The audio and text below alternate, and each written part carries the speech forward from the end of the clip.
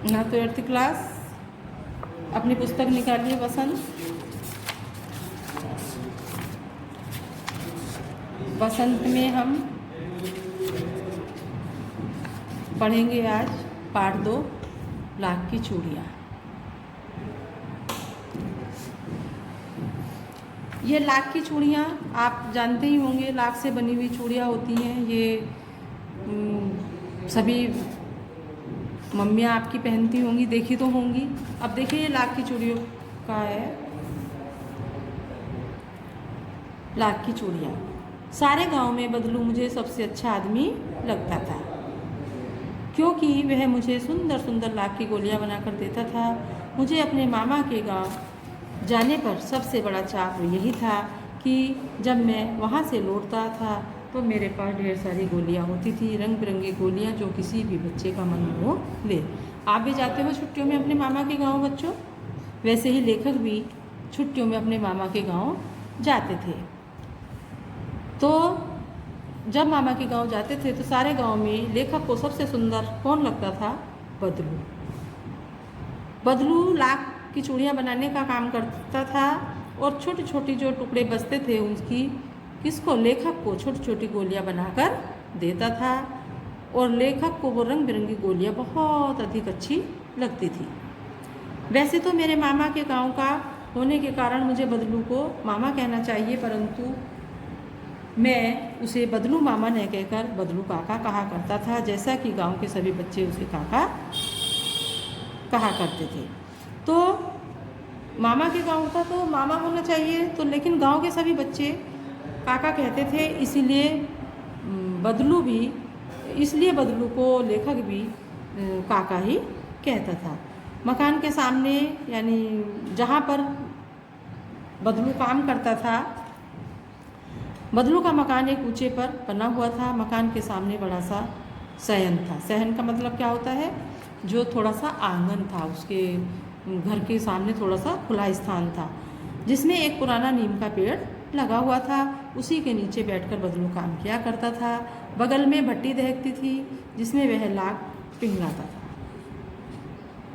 जैसा कि आप चित्र में देख रहे हो, एक चौखट लगी हुई है, इस पर लगा करके बेलन में चूड़ियाँ को जो है गोल करके आकार दे रहे हैं, और पास में एक भट्टी है, उस पर मोम पिघला करके उनको आकार देता था।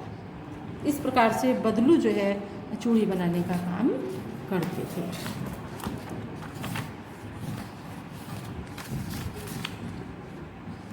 जिस पर लाख के मुलायम होने पर वह उसे सलाख के समान पतला करके चूड़ी का आकार देता था। पास में 4-6 विभिन्न आकार की बेलनुमा मुंगेरियाँ रखी रहती, जो आगे से कुछ पतली और पीछे से मोटी होती। लाख की चूड़ी का आकार देखकर वह उनको मुंगेरियों पर चढ़ाकर गोल और चिकना बनाता। तब एक एक कर पूरे हाथ की चूड़ियाँ बना चुकने के पश्चात उन पर रंग करता था। यानी पहले उनको आकार देता था, बनाता था, फिर ठंडी करने के बाद चिकना करके उसको चिकना बनाता था मुंगेरी पर चढ़ा करके, फिर सबसे बाद में उन पर कलर करता था, उनको रंग करता था।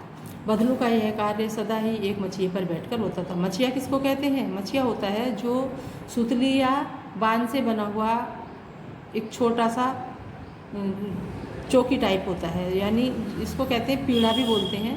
उस पर बैठ कर के ही वो ये काम करता था, जो बहुत ही पुरानी थी। जो उसकी मछिया थी वो बहुत अधिक पुरानी थी।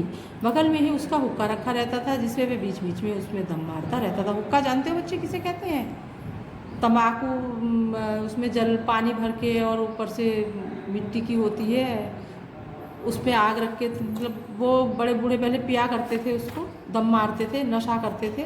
वो हुक्का होता था, पहले चलता था। गांव में मेरा दोपहर का समय अधिकतर बदलू के पास ही बीतता था। किसका? लेखक का। वह मुझे लला कहा करता था और मेरे पहुंचते ही मेरे लिए तुरंत एक मछिया मंगा देता था। यानी लेखक को भी वो मछिया पर ही बैठा लेता था। घंटों बैठे बैठे उसे इस प्रकार चूड़ियाँ बनाते देखता रहता था। लगभग रोज वह 4-6 जोड़े चूड़ियाँ बनाता।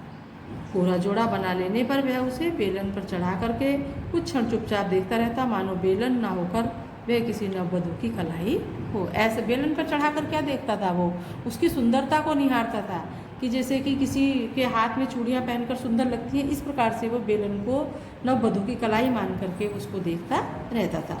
बदलू मनिहार था। मनिहार जो चूड़ी बनाने वाले और पहनाने वाले होते हैं।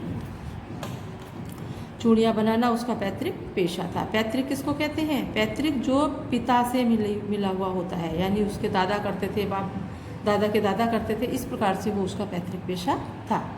और वास्तव में वह बहुत ही सुंदर चूड़ियाँ बनाता था। उसकी बनाई हुई चूड़ियों की खपत भी बहुत थी। उस गांव में तो सभी स्त्रियाँ उसकी बनाई हुई चूड़ियाँ ही पहनती थी।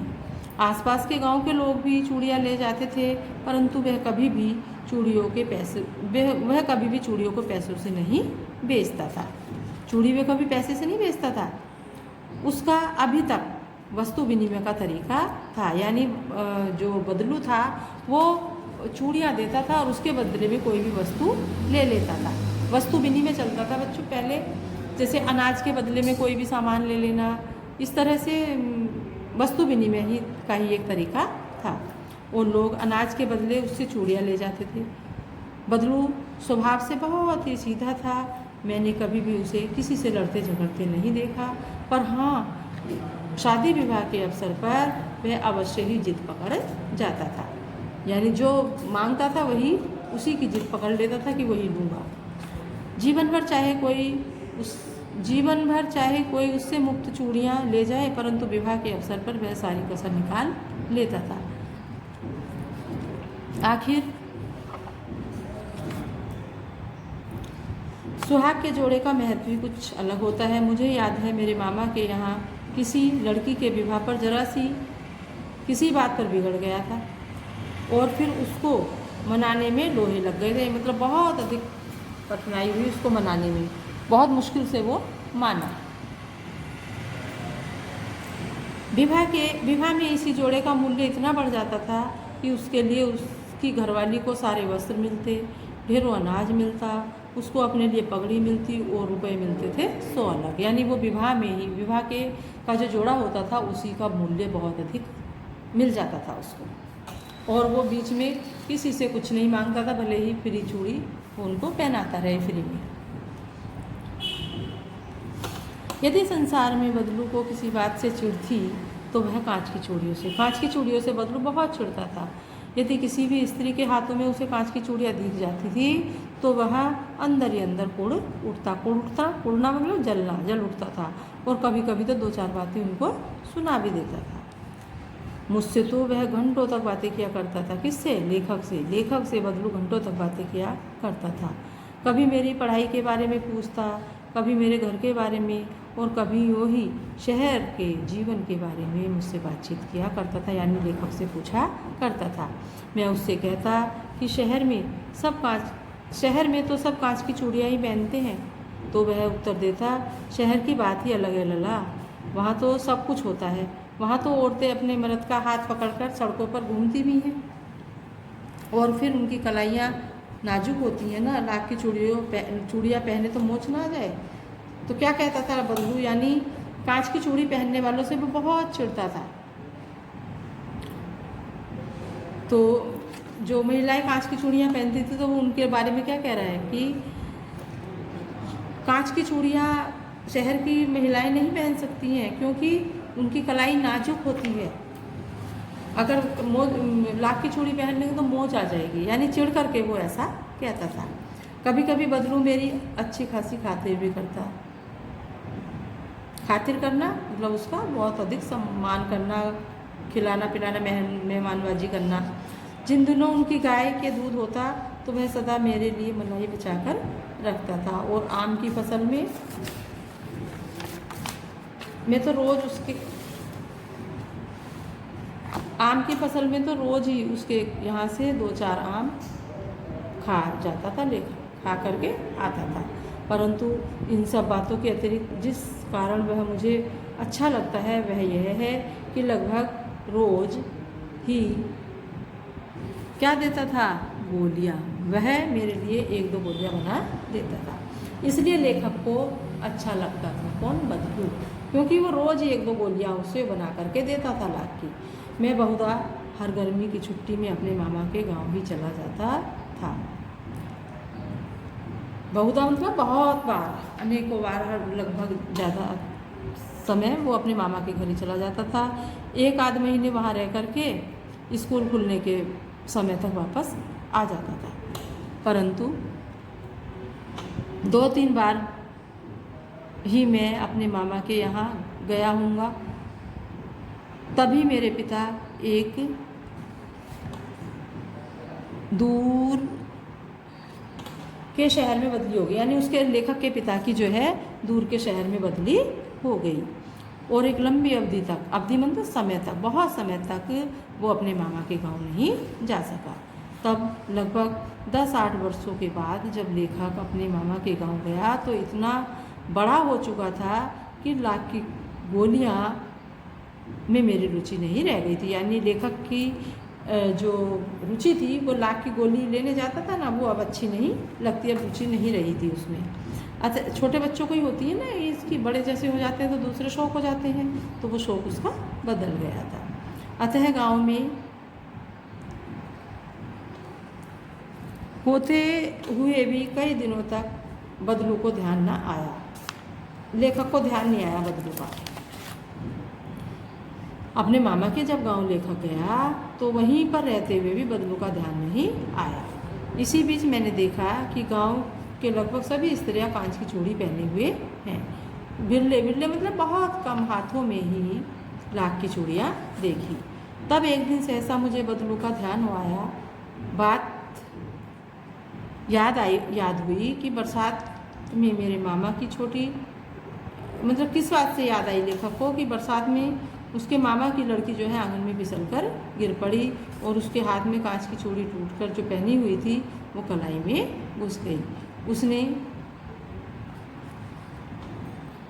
खूब मतलब खून बहने लगा।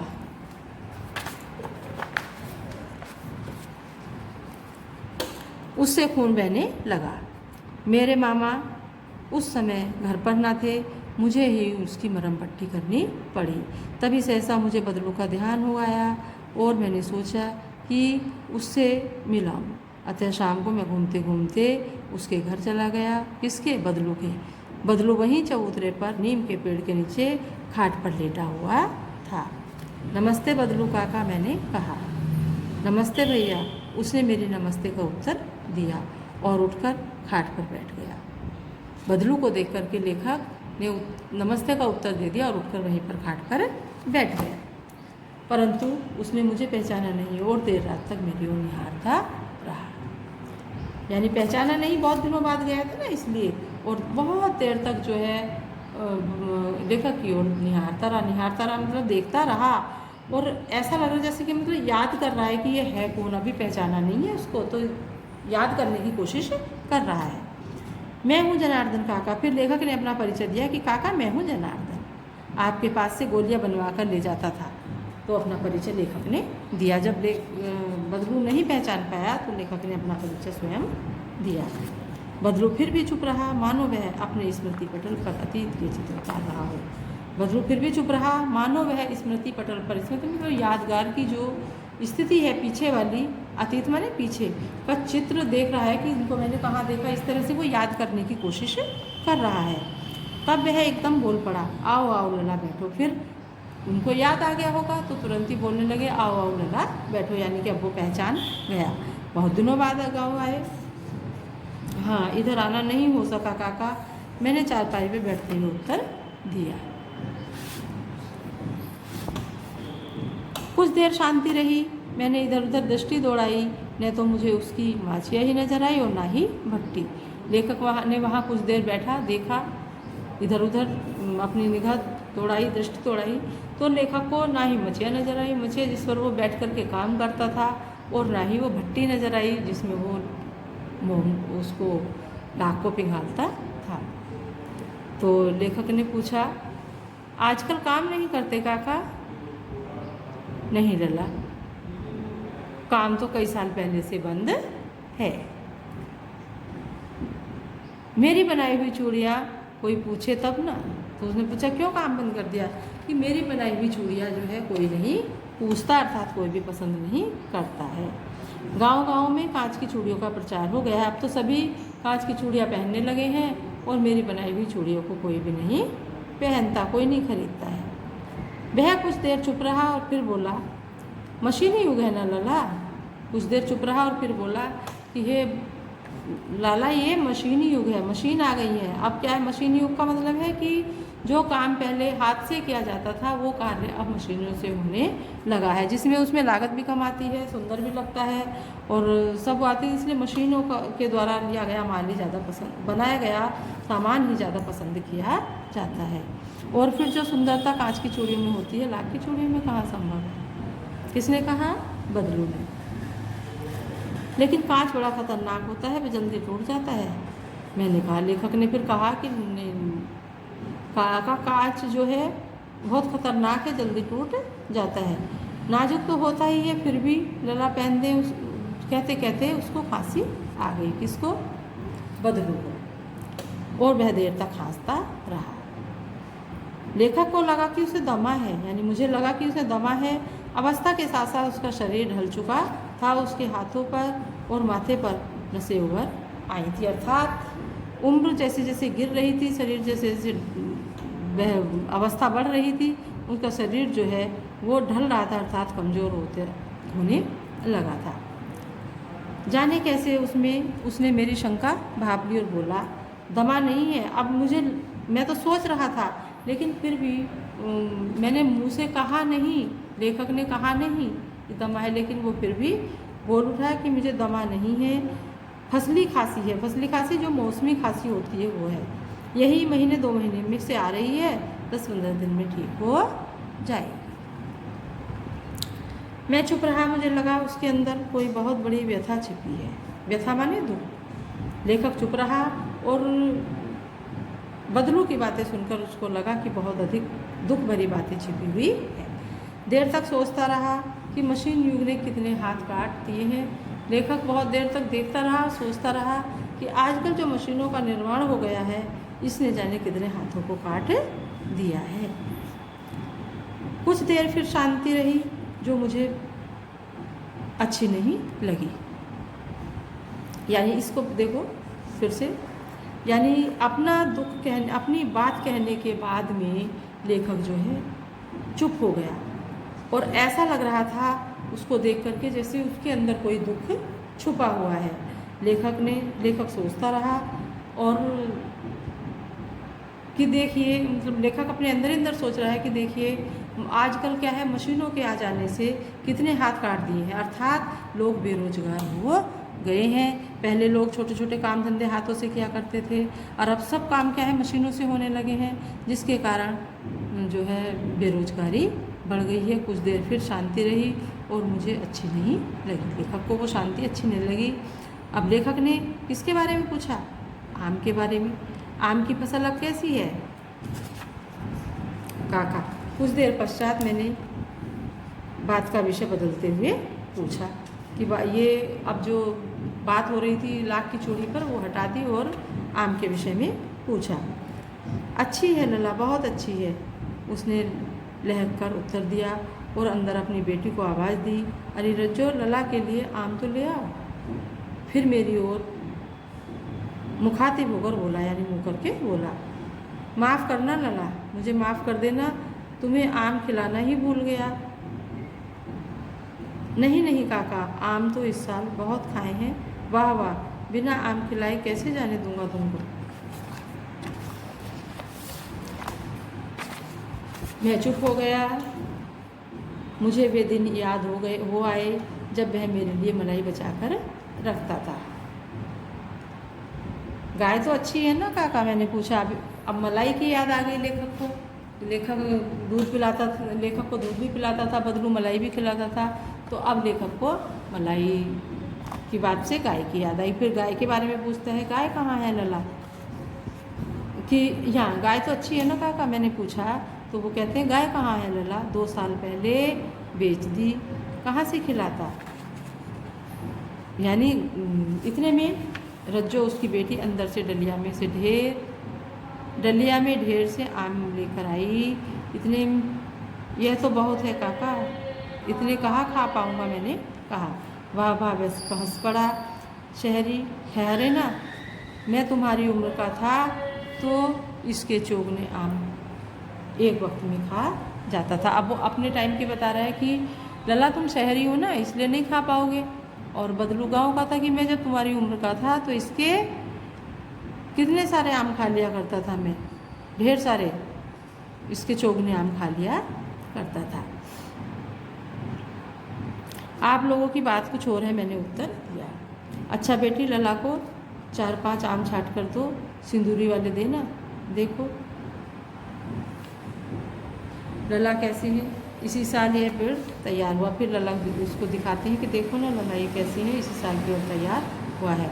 रज्जू ने 4-5 आम अंजलि में लेकर अब मेरी ओर बढ़ा दिए, हाथ में लेकर के अंजलि में और बढ़ा दिए। आम लेने में के लिए मैंने हाथ बढ़ाया तो मेरी निगाह एक क्षण के लिए उसके हाथों पर ठिठक गई। गोरी गोरी कलाइयों पर लाख की चूड़ियाँ बहुत फब रही थी, यानी जो बदलू की बेटी ने है वो चूड़ियाँ लाख की पहन रखी थी। लेखक की निगाह जो है उन पर ठिठक गई कि गोरी गोरी कलाइयों पर लाख की चूड़ियाँ बहुत फब रही हैं, अर्थात बहुत अच्छी लग रही थी। बदलू ने मेरी दृष्टि देख ली और बोल पड़ा, यही आखिरी जोड़ा बनाया था। यानी बदलू ने देख करके बोला चूड़ियों को, उसकी दृष्टि को, यही आखिरी जोड़ा बनाया था जमींदार साहब की बेटी के विवाह पर, तो 10 आने पैसे मुझको दे रहे थे। मैंने जोड़ा नहीं दिया, कहा शहर से ले आओ। मैंने आम ले लिए और खाकर थोड़ी देर पश्चात चला गया। मुझे प्रसन्नता हुई कि बदलू ने हार कर भी हार नहीं मानी थी। उसका व्यक्तित्व कांच की चूड़ियों के जैसा न था कि आसानी से टूट जाए, अर्थात बदलू जो है बहुत ही मजबूत, सच्चे दिल का और मेहनती व्यक्ति था।